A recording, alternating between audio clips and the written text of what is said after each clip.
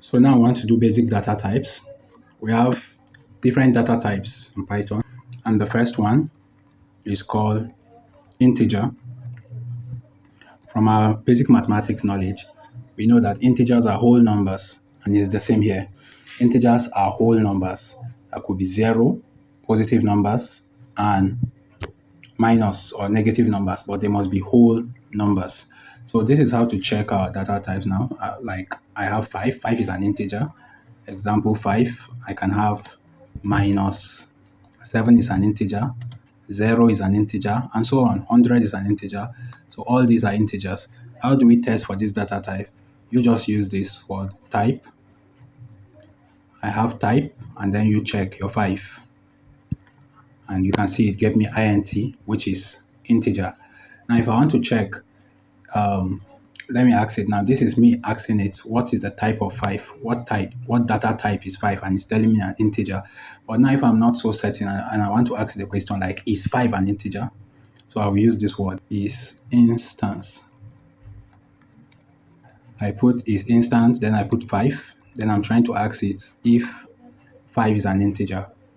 Okay, this will return true or false. So it says true, that 5 is actually an integer. But what if I have another number, let's say another number that is not a whole number? Let me change it now. Let's say 5.2. I'm asking it is instance 5.2, is it an integer? And you can see it returns false because 5.2 is not an integer. But if I take it back to my 5, you see it returns true.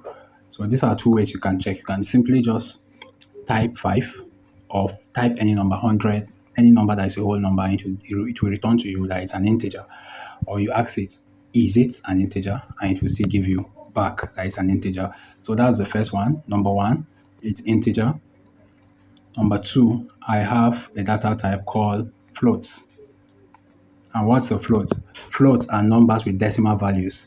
Unlike integers, floats have limited precision. That means they are not very precise due to their infinite nature.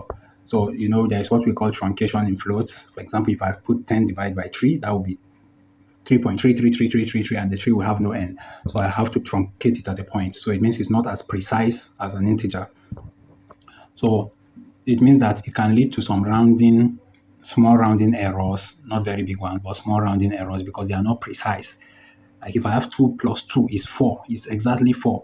But if I have a float number, it might not be the exact value. So that is it.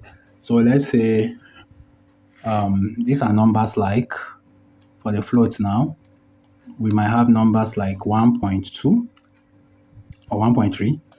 I can have negative 5.78. All these are floats, or 0.122222.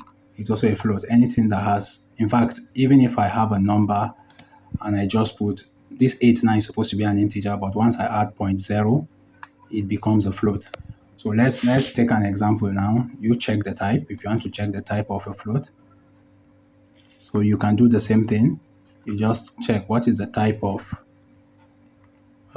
let's say 1.3 now, and it gives me that it's a float. I also have Booleans. These are either true or false values resulting from logical statements. It can be true or false. Python recognizes it as true or false. Please take note, this is capital T, R-U-E, and capital F. Then all the other ones are small letters. Right now, let me find the type of true. It has to be in capital letter. So T-R-U-E, this way. It gives me a Boolean. But any other thing, if you return, let's say type of, you put in all capital letter, for example, you see this gives an error because it does not acknowledge it. And even if all are lowercase, it still will not acknowledge it.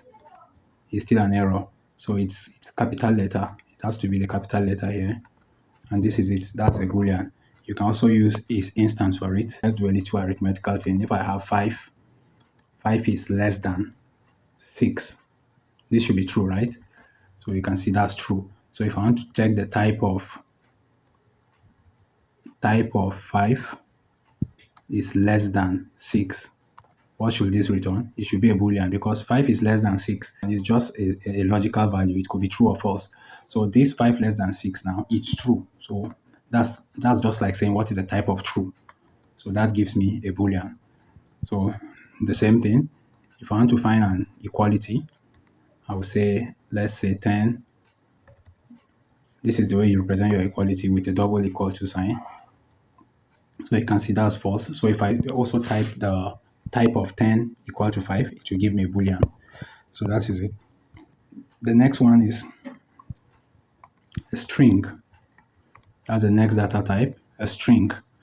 Now, strings are text data surrounded by a quotation mark. So you surround it with a quotation mark. It can be one quotation mark like this, or a single quotation mark, or a double quotation mark. All these can be accepted for string.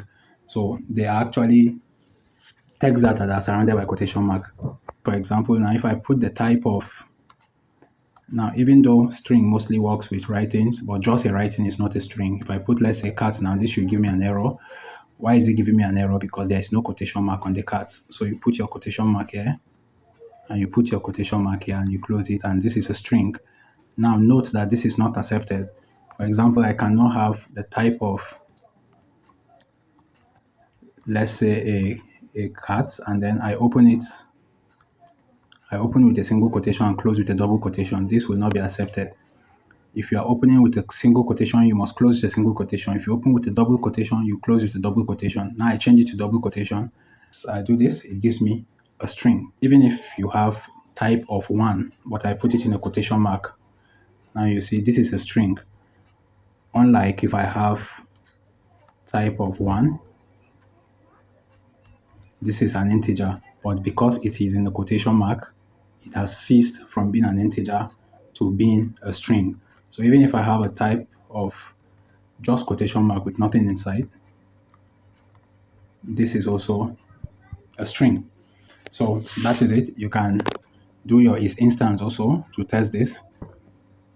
So we also have a data type called none. None is a special data type representing a missing value. If you have a missing value or stuff like that, it returns none. So let's have a type of none. Let's say I have N-O-N-E. You see that's a non-type.